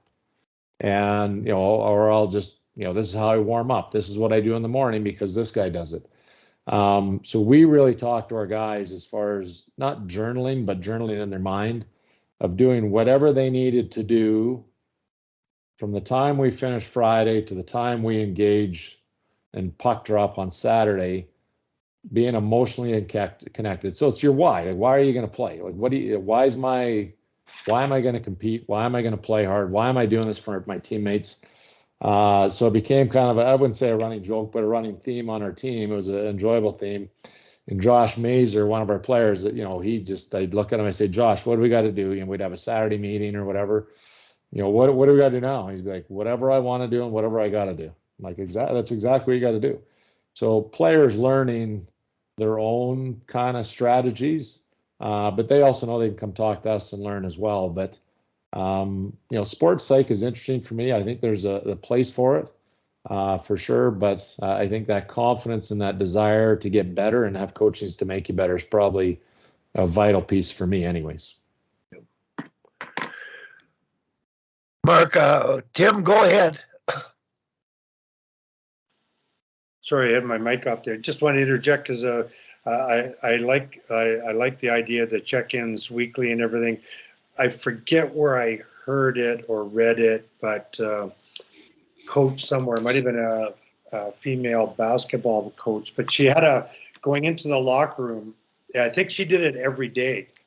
There was like a little check-in board, mental, physical, and it was thumbs up, thumbs down. That's simple. So, and you maybe don't do it every day, but maybe on a Monday morning, how are you feeling? A Thursday morning going into the weekend, how are you feeling? Just, are you thumbs up? Are you thumbs down? And there's no numbers or anything associated with it. Just check a box. And then even the team can say, hey, we got 10 guys in here that are thumbs down today. I can maybe help some of those guys. If I'm feeling good, I can reach out. I'm aware of it. You can be aware of it as coaches as well. To obviously do an in the moment check in, like, hey guys, we got 10 guys that are thumbs down today. What's going on? And maybe you take your foot off the gas a little bit, whatever the case. But I really like that idea, and we did it a bit with the Danish women's team when I was working with them, and really a pretty useful little quick, no real effort sort of check in with the team was really, really helpful. Tim, I always had the concern with, and Mark, you can comment on this. You have a daughter playing, hockey. You can do that stuff with girls. Can you do it with guys? Like thumbs up, thumbs down, or is it more spontaneous? And there's a different word for it. It's less deliberate, less contrived. On the female side, I think they eat that stuff up. They want to know why. Girls want to know why of everything. Guys, back in your day, Mark, playing, just tell me what to do. I'll go through the wall. Yeah. But today's generation of male and female athletes want to know they want logic. They want reason behind what they're doing. And I think the art of coaching is how you manage emotions by the way you communicate, the way you listen, to help you understand each other better. And I just wanted to share the difference between, say, Carla coaching the female team and how she might handle what you're doing with your team. Can you comment on the difference that you might perceive, Mark? Well, it's interesting. Last summer, so I've watched my daughter play for a long time. I've not coached her a lot, a little bit in Timbits, novice. I guess that's U9 or whatever now.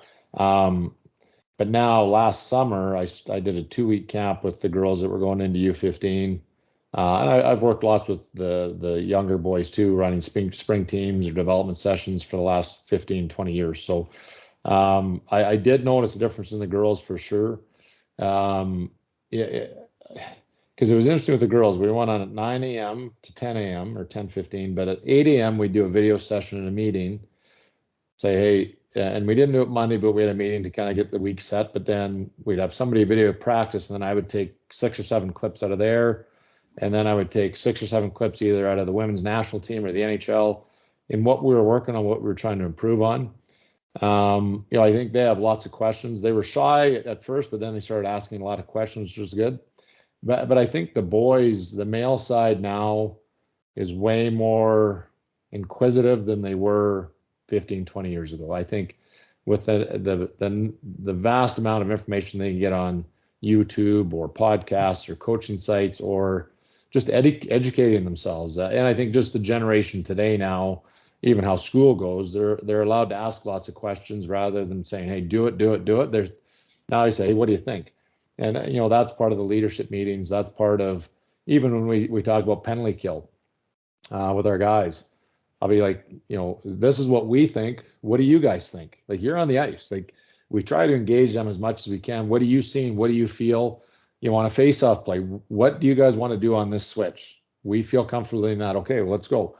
The girls' side, I find as much as they want to know why, I think they're almost too linear too. Like, there's not a lot of creativity in the girls' side.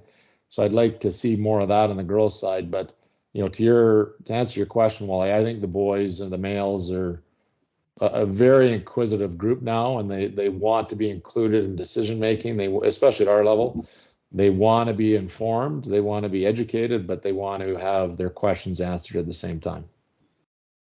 If I could just interject there, Mark, I'd totally back that up. Like, Wally, I think that gap has really closed over the last, 10, 15 years.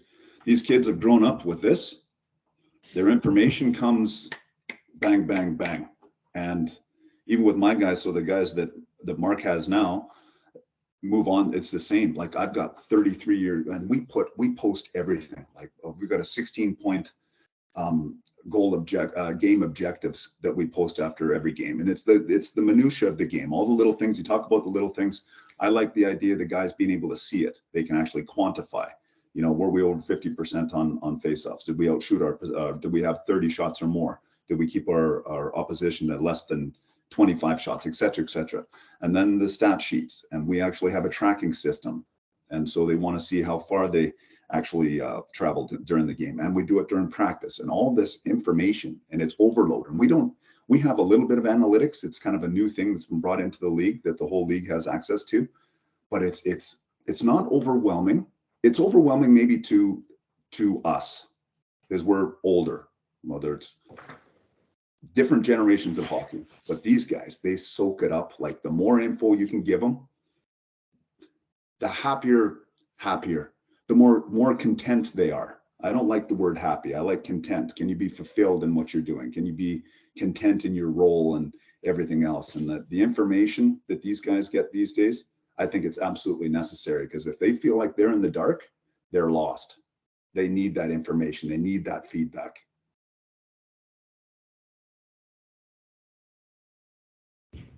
You're muted, Wally. Wally, you're on mute, bud. Tim and I have mentored over the years in minor hockey, but I've come to the realization now, and I'm suggesting to both of you a new method of coaching. We want coaches, obviously, to go from yelling to telling and directing to asking. The Socrates method of training and teaching and learning engages the student or the athlete. So, like Belfry in his book wrote, the student is the teacher. So the game routine of between period communication, normally, and I asked Don Phelps what he did yesterday, because what I teach at high performance coaches to do I mandate them to experiment with this, and I'm suggesting both of you experiment with this. Between periods, ask your staff, what did we do well? And listen. Ask your staff, what do we need to do better? And listen. And if you can add anything to them, fine. But then you go in the room, you ask the same questions from your players. And you'll hear or not hear answers. You'll learn about what they know and understand, and they might shock you in their own observations and feedback.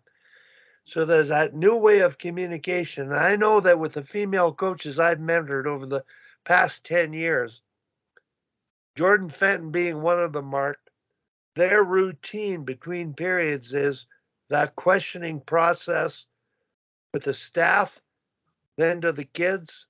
And I've done it at HP games. I've mandated that the coach being evaluated do this as an experiment. And when the game's over, it's the same thing. But we all go in and tell them what we want, what we think they need to hear, but we need to hear what they think, and then do a closure. So I just think that's not necessarily, it might be futuristic, but coaches are coaching in the future. What you say, what you do, how you do it is going to affect the player right now. So I just want to add that. I think that has merit, Wally. Okay. Only speaking for me is it's tough to let go. You know, it's the responsibility of head coaches, what's on your shoulders. But I think you're right. You know, just a little aside is even when we're doing video, we're doing post-game, post-action review the next morning. And if I'll just put out, what do you guys think? And it's silence because I don't do it very often. I think that if I got into the habit of that, and you can't, you know, the inmates can't be running the asylum, but to be able to let go a little bit and say, does this make sense? And every once in a while say, does this make sense to you guys? And it's silence because I don't do it often enough. And I'll say, I'm not kidding. We're not moving on until I hear from you guys. And then somebody will be brave enough to pop up and then it starts a conversation and other guys will jump in. And I enjoy that more because I stand up there and it's part of, I don't want to call it control freak. I think all of us head coaches, like it's on us, right? It's part of what we work in. Okay. So we're kind of almost forced to work within this paradigm. But then on top of that, you need to be authentic and you need to be able to think forward. And one of the things on our gym, one of our sayings is evolve or die. And sometimes I turn that back at me because I'm like, geez, you're getting a little stodgy. You're getting a little bit stuck in what you do. Well, doesn't mean that it's right. Sometimes you have to evolve or else you're going to get stuck in the mud. Before I go to Tim, I want to relate to Dominic Pittis' story, American League coaching, responsible for the power play. They have the power play people only in the room, and he's reviewing the video, and he showed me this 30-minute video session that he was going to spend. And I said, what are you doing? It's too long. They're going to shut you out so fast. So he experimented near the end of the season where the units of 5 sat together and broke down the power play, talked about what they were doing, what they could have done, what they needed to do. Coaches didn't say anything. And then each group got to speak to the entire team about what they had perceived and gleaned from it. The coaches learned more from that, and the players were more engaged in that kind of experiment. So I really think we got to evolve. The kids are evolving. We're not. They're the cell phone, they're the computer, the artificial intelligence. It's moving so quickly that modern coaches at a very young age have to, and some of them are getting very good at it. Those that aren't going to coach that long. So just wanted to share. Go ahead, Tim. Yeah, thanks, Wally. I just wanted to interject. I mean, for Mark and Mike mainly, just about the letting go thing and the questioning and everything. I went to an ASU Stanford basketball game when I was down in Phoenix in December, and I was sitting behind the Stanford bench, and I didn't know the players, the coaches. I was a basketball guy in high school, but it really struck me during a timeout, the activity that went on. Basically, all the bench people got a bunch of chairs out there so the players could sit down, and the coaches would huddle together. It all in the course of about a 2-minute timeout. And it really struck me. I was watching the Stanford coach. Players would go into their little huddle. The Stanford coaches would migrate over here a little bit, and the head coach just listened. He had like 3 or 4 assistants, and they each had about 15 seconds to say, hey, this is what I thought, this is what I thought, this is what and he just listened. And then he'd go into the huddle with the team, and right away he'd get some feedback from the guys, and he'd listen again. He's just like, hey, what do you think? And he, 1 or 2 guys, and then he would have his own sort of 20-second feedback to them. And I thought that was really, really interesting. And funny thing is how that Stanford head coach has a direct connection with Dan Van Horn at UFC, but that's another part of the story. But then I watched the other ASU coach, who was a young guy, really good player in his day, Bobby Hurley, but he's a young coach. I think he's been head coach there just a couple of years. Diametrically opposite. It right away, doesn't even talk to his assistants, right away into the huddle with the players, and you can see him telling them this, that, the other thing. And they were a way more talented team, ASU. But it was so dramatic, like black and white coaching styles. I actually emailed the Stanford coach after the game, and to his credit, he emailed me right back. But just to say how impressed I was at how he used it as his assistants, listened to his assistants, and got feedback from his players. And it was just such a black and white thing. Clearly an older, more experienced, really more knowledgeable coach versus a young, enthusiastic, I know everything kind of approach. You do evolve as a coach, but it was quite an experience from a coaching perspective. Yeah, Tim, when I get out of that, it's the same as this group. Mark, we wanted you to come on, and normally when a person comes on, it's sort of like you do all the talking.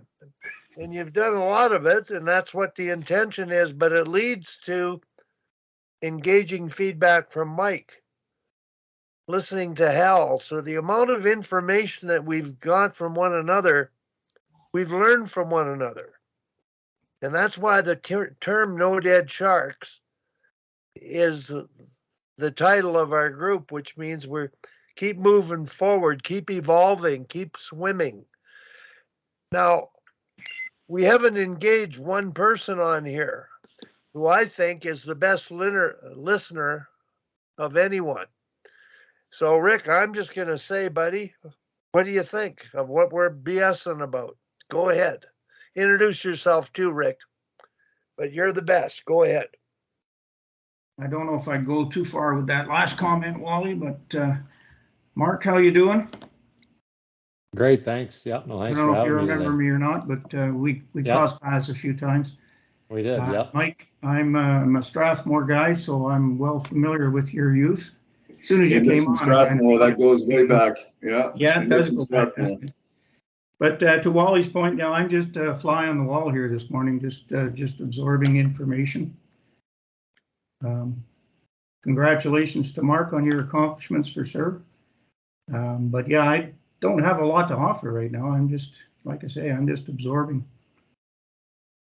It was interesting. One of my, wouldn't be my first, whatever, a number of coaching clinics in. I was at the University of Calgary, and it was, I think, it might have been my advanced one, maybe, I can't remember. And Claire Drake, he came and presented the penalty kill. And, I think we all know who Claire is. And and what he's done for the game in Alberta and Canada and the world. But he presented the penalty kill, but then he sat there for the entire day and took more notes than anybody in the actual course. And he just kept scribbling. And I went up to Claire. I'm like, Claire, like, you never stop. He's like, I want to learn all the time. And he wasn't coaching then. He was done coaching. And I think he was mentoring U of A a little bit. And it was around the game with the Oilers, but not really involved. And, but it just struck me. I was a young guy, and just, we're all capable of learning over and over again. And as long as you're open to it. And, it was pretty unique having that opportunity to be around Claire. But even George, we talk about experience. George said to me when I was a young coach, because I was trying to get a junior job and this job and that job, and I don't know, I was 27-ish, maybe 28. He goes, Mark, he goes, when you don't have experience, you don't think it's important. Once you have it, you're going to realize how important it is. And, we talk about, Mike said about letting go. I would have never let go 15 years ago, 20 years ago. I wouldn't have. Like, you just don't. But now you're around better coaches, you have better assistants. You learn to listen to your players differently. I remember how much it took out of me when I coached Drayton Valley. I was exhausted, and I'm still exhausted after a game, but not like I was then. Like, because you did everything. You were you're energized. You were the Energizer Bunny, the leader, the cheerleader, the coach, the director, the everything. And you just learn to let go of it as you get older, that experience and using the wisdom and experience around you will make you a better coach. So just little tidbits there. Mark, my Claire Drake story is the same. Very early Hockey Canada presentations at the Center of Excellence. They brought in all the major junior coaches, and somebody presented, and Claire, he was taking notes. And Claire was scheduled to do a talk. And basically, he was taking notes, but he was preparing his presentation on D-zone cover. And the presentation to this day is the best one I've ever been to. And it affected my coaching to what I valued and how it was done, to the point of it now being harmful, overdoing the focus on defense. But Claire up here, and I think, Hal, you might know Claire. I don't know who to equivocate him with. He's sort of the John Wooden of coaching here in terms of the number of successes, but he's the only coach that has won as a head coach national championships in ice hockey in the same season as football. So the idea of coaching and technical knowledge, yeah, it matters.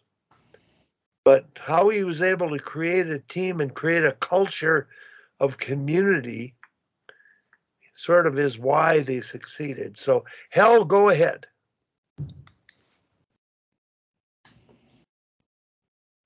Here's Mike. Hal. You're on You're mute. muted, Hal. You're on mute, Hal. Howie, you might want to take a run at that next year. Yeah, Football and exactly. hockey. That's So good. I was just going to comment on your comment about, the games and being energized and being tired and, after games and sort of the whole thing. And so I'm probably pushing 6,000 games I've been behind the bench for. And as time goes by, I've learned to step back away just a little bit and watch more. The first 10 years I coached, I was also playing in practice along with the kids. And I learned very quickly, if I was sweating during practice, I wasn't coaching. and that was not because I started when I quit playing at the university. I was still a sophomore. I started coaching right away, sort of by accident. And now I always have thought, the practice is for the coach to really prepare the team for the game, and the game's for the players to play the game, and with guidance. And I make big decisions, but not little decisions along the way, and give them feedback through the game, especially the kids on the bench. What are they showing? What are they doing? And have a little different focus than I've been back in high school and youth hockey, where the coaches stand on the benches and scream at everybody for, an hour and a half or an hour and 45 minutes. And I'm just kind of standing there. I got conversation, but then we go back in the locker room and go, well, what do we see? What'd you guys learn today? That kind of stuff. So I think it sounds like that's what you're doing, but it's the longer you do this, the more you can kind of just step back a little bit and let the players, own the games, and you're just kind of guiding them along the way. So anyways, I got to run, guys. It's been awesome. Marcos, nice to meet you. Mike, nice to meet you. I know all the rest of you guys, so we'll see you next week. Hal, it's probably true. The more you're sweating at practice, the less you're coaching. It's probably true during the games too. The more you're sweating during the games, the less you're coaching. So have a great weekend, everybody. Thanks. See you, Hal. Thanks, Al. Bye. Mike, I got a question. Are you allowed imports in your league? Yeah, we're the exception to the rule in the German league. We're allowed 9 imports in our lineup every night, and we don't. So it's complicated and it goes back a number of years, but we don't have a salary cap. But what they do is, in order to try to level the playing field a little bit, is we only have 11 import licenses per season. So you're allowed a max of 9 imports on your lineup. You can sign a max of 11 throughout the entire seasons. And in the past, say Red Bull Munich, right? They could go through 20 imports. They don't like the first 9, change them all out, bring in 9. And then you've got the kind of the have-not clubs that, they're stretching their budget just to get 9 imports out there on the ice, and they can't afford to be trading guys in and out. So that's one of the ways they're trying to level the play field, because in a lot of European hockey, there are the haves and the have-nots, and you just can't get away from it. Mike, I've got the same question related to Howie. I'm finding in university hockey, we had COVID, so graduate players came back. Now you might have had 23 people. Now you got 28 people. And I don't know what UND does. They might carry over 30 people for a season.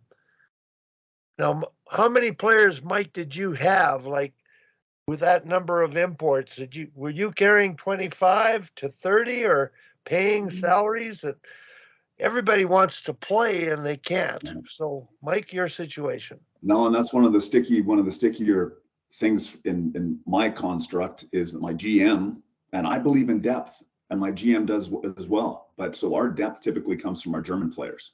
So he'll sign, where I got our 9 imports, and he'll sign another, we've got, what would it be, 16, 17 Germans, but then he just tosses it on my lap, and I've got, I'm the guy telling, I'm healthy scratching guys. I'm telling who's getting bag skated, who's in, who's out, and then I've got to manage the egos and the hurt feelings, and it's just the way it is, right? But so this year, it being an exception to the rule, because we did have Champions League and we did take on some extra contracts, which stretches the budget, which isn't normal. Because even for us, our main sponsor, our owner is Volkswagen. And just put it in perspective how big soccer is over in Germany. Volkswagen sponsors the soccer team, puts in 104 million euros per year. That's in their yearly operating budget. Okay. They stick 6.5 into hockey, which puts us makes us pretty healthy on the whole landscape of German clubs. But so once you get into that, we carry a couple extras, 3. I think that in the college game, it's much more prevalent, Mark. Hey, like in the States, it's the same way. In Canada, it's the same way, because you need that depth. You've got your student athletes. For us, it's how much will your budget allow? Never mind me having to manage the egos and the feelings and everything. So the have teams, yeah, they've got real depth. The have not teams, no, they've got they hope they stay healthy throughout the whole season. Mark, that's what I wanted. I wanted to connect the two because they're the same. How many bodies do you have on your team that could play for you? in a season? How many Well, red shirts in addition to that? Go ahead. Well, we had 25 this year, 3 goaltenders, 22 players. Everybody played. Typically, we were short on D, so they all played this year. We didn't have one guy redshirt this year. We had a number of injuries. We had a number of guys go down for lengthy periods of time. But typically, we want to be 8-9 defensemen, which sounds like a lot, but as you guys know, D-men get nicked up frequently, so those are the guys you need extra. And then we'll be 15-ish forwards. Try not to go over 15, maybe 16, and then 3 goaltenders. So it's different because it's not like I can get a guy to intramurals to come play on a weekend if we're short. So you got to carry enough, but there is a magic number of how many is too many too. Like if you have 17 forwards, 10 defense, it's not going to be an enjoyable year. It's going to be a tough year for everybody. So we want to be in that 26, 27 man roster probably ish. That's probably the magic number. So you're kind of 8 or 9D, 5 lines and 3 goaltenders, which still is not great, but you can't bring affiliates up. You can't trade guys. So you are what you are when you start the year. So. Okay. Timmy. Speaker, You're Tim. muted. Oh. Your speaker, You're Tim. muted, Tim. Yeah. Yeah, sorry, that was my experience at UFC too. We kind of aimed at, 8 and 15 and 3. Seemed like a good mix for those exact reasons.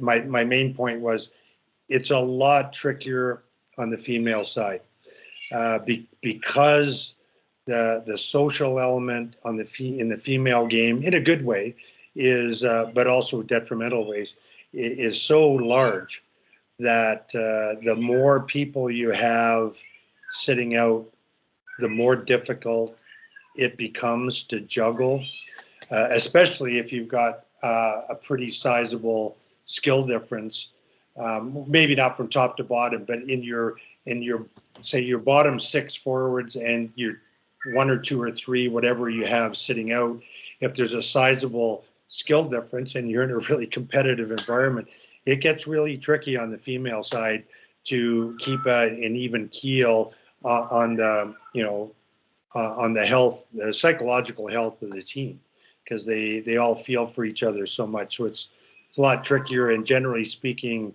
on the female side, instead of having maybe 26, 27 roster, my experience was if we could manage 23. It's a less physical game, so you have, I'm not sure if you have fewer injuries, but it's trickier on the female side, and generally the rosters would be a little bit smaller. I wanted to relate a story. Scott Rivet won the National Female Championship. And during COVID, players got to play an extra year. I watched them play in the playoffs. And during a warm-up, they had 10 players on the bench, not dressed. They were in civvy clothing that weren't playing in the game.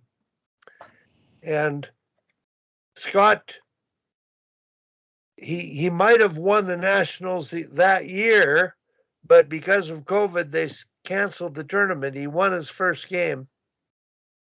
And his proudest achievement was, of the 33 or 4 student athletes he had, not one girl quit.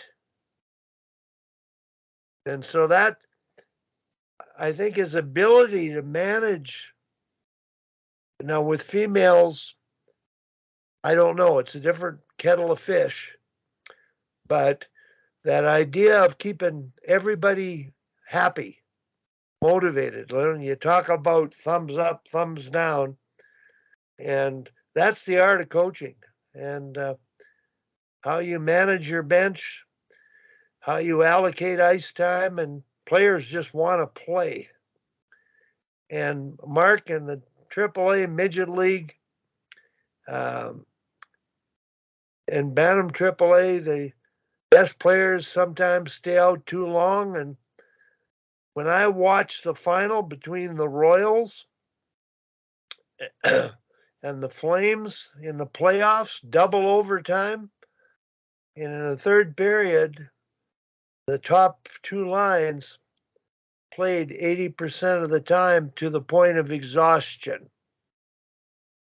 So the ability to manage the bench to build your team is better handled in pro hockey than it is in minor hockey.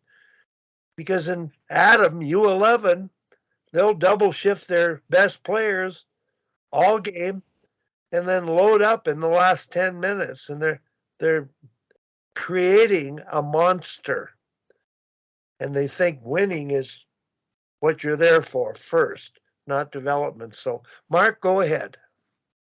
Well, just in regards to that, well, I mentored the U17, U18, AAA teams with the Northwest, and that was a topic of conversation. And I had other guys mentoring the U13, U15, and that's the biggest thing we've talked about. The biggest need to help minor hockey coaches, because the whole idea was to start a program where we train coaches to not have to hire the skills coaches, the skating coaches, is help the minor hockey coaches do it better. But the most time we spend with minor hockey coaches is on behavior of players, discipline of players, ice time allotment for the coaches. The minor hockey coaches have a real hard time with those things. It's really difficult. But I even think at the junior level, I look at my son who played in Moose Jaw this year. You talk about loading up. They even told all their players, we're going to play our top 6 forwards, our top 4D. The rest of you guys will get in when we can. And they lost to Winnipeg, who played 4 lines, 6D, who just played faster and more pace throughout every game. And they just couldn't get their head wrapped around it, being able to do that. But I find coaches in junior minor hockey now have a really hard time holding guys accountable, having proper behavior, getting everybody involved, using everybody. That's the biggest thing we deal with mentors, is the behavior of athletes, the discipline of athletes, the accountability, but also then how they utilize their bench and how it's counterproductive to everything they do when they just short shift and support the kids that don't have those habits and details, right? Yeah. I'm really sorry Kerry Bracco never got on, because he's a master at creating a team that succeeds using all players. Yeah. Now, his rotation of lines with 11 players is brilliant. A little complicated for me, but with the odd number of 11 forwards, I like first period, 3 rights, second, 3 lefties, center iceman, third period, 3 center icemen. It balances the ice time. But everybody feels part of it. Everybody plays the power play and penalty kill the first half of the season, and eventually they earn their roles and you see where they fit in. Now, the AAA Royals this year, from the get-go, named the top 2 lines as the skill lines. And then the second line was sort of half energy, half skill. The third line was just the energy line from the get-go. So they didn't let those players develop and morph into roles that they didn't let them develop. You don't know how good they're going to be or could be if they don't play. And when I watched in the playoffs, they could have won it all in double overtime, but both teams cheated by overplaying, doing what they did in Moose Jaw at that stage of the game. And the art of coaching is managing the bench. And I think Seattle Kraken right now is aiming at third and fourth lines, getting 10 minutes of ice time each. And that's pretty darn good. 10 to 12 is at that level. But I know historically over the years in the NHL playoffs, the last 4 teams, the minutes of ice are very balanced, and you get productivity from your third and fourth line players, some key goals being scored. So I just wanted to relate that, because shortening the bench is a very poor excuse for coaching. Manage the bench is an art for development and building a team. So we've talked about that just about every session because I beat my head against the wall over it for years. But Rick Puttick, go ahead. Sorry, Rick. I just got to jump off here in about 2 minutes. So. Okay, won't take it long, Mark, but you'll remember the organization I was with when we crossed paths. They weren't considered to be a high-powered or high expectation group at the time, but we experienced 2 max semifinals, and both overtime goals were scored by what would be our third and or fourth lines, and that was part and parcel of how we functioned. And we give those kids the opportunity, and they showed up. So it doesn't necessarily equate you can't win if you don't shorten your bench. Checkers are helping making it go with the loafs in Toronto these days too. Yeah. Mark, before you go, I want to compliment you because when I watched you succeed like you did, and I watched your lines play roles, you're exactly right. The energy level of all your lines, the intensity and speed and pace with which they played was better than the teams you played against. And I couldn't tell anybody not playing well, but everybody played their roles, whatever they were, and they felt part of it. So congratulations on a great effort, how you managed the bench. I talked to you about the timeout, and I was wondering what you said because it certainly had an impact on that final game. And we talked about the fickle nature of the last 2 goals in the championship game. Was it a deliberate pass off the end boards? Maybe, maybe not. Yeah. But the play of the winning face-off goal, where I believe the players created that situation on their own to result in the winning goal, was brilliant. That's an art of coaching. You let it happen. The players feel confident in themselves. So well done, and join us anytime, Mark. Don't just wait for this. And we usually have a couple of the ladies on that coach at a high level. Sammy Jo Small and comes on, and to have conversations at this level, we talk about the women's national team and the under 18 national team. So it's going to help every single one of us. So all the best in your year, Mark. And Mike, thanks for joining. Don't be afraid to come on again. And no, I'll be on next week. Thanks to everybody. And just to Mark, I mean, you guys had a hell of a run. Great on you. I still think I was obviously following you guys the whole year. And I know you were the best team in the nation. That one and done kind of format in the final tournament, it's a little unfair, the best teams, even if it's best of 3. I truly believe you guys come through, but yeah, good on you. That's a hell of a season. Yeah, no, it was enjoyable for sure. It was unbelievable group to coach. They were coachable. They were engaged. They wanted to get better. It was just, it was. And I think a friend of mine said, who's a fellow coach, he goes, "How's the dressing room?" I said, "The guys are awesome." He goes, "You don't win without a great room." And our guys truly loved each other. They played hard and they wanted to do well for the group. But maybe Mike will, now that you're home, we'll go grab a coffee or a beer and we'll catch up. Absolutely, anytime. Yeah, look forward to it. Guys, thanks so much. Thanks, guys. Before you head out next week, I think it's the 4th. You'd be very interested in this. The guest is going to be Matt Holmberg.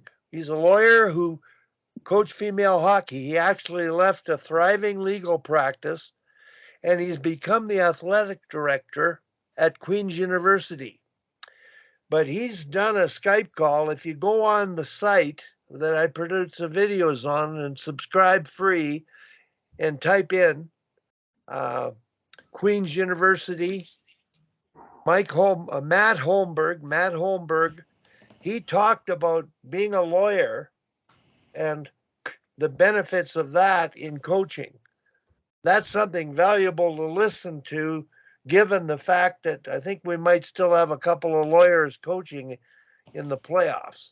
Yeah, let's get John Cooper on too. Yeah. He's Well, got nothing to do. He could be Otherwise, available sooner Mike- than later. He may be available, yeah. Yeah. So anyway, Matt's gonna come on and I'm sure any kind of questions about his decision to become an AD now and the role and impact he can have as an AD on sports and what it can do for young people. And I think you remember, Mark, you're working with student athletes. Mike, you're working with athletes that want to win, but it's a little bit more of a business than being a student athlete. So Yeah. that's a challenge. But Mark, I can't thank you enough for See you putting next up week, with guys. the pain of getting on and getting Skype to work. But it's time for me to check on my slow cooker, see that everything's in order, and we'll see you guys next Thursday for sure. All right. Very good. Thanks, Take guys. care, all. Thank you. Fellas. Yeah, Good, good everybody. to see you, Howie, Mike. Yeah. Take care, guys. Bye-bye. Hey, Tommy. Yeah, Sorry, I didn't ask you any questions. I should have. well, you had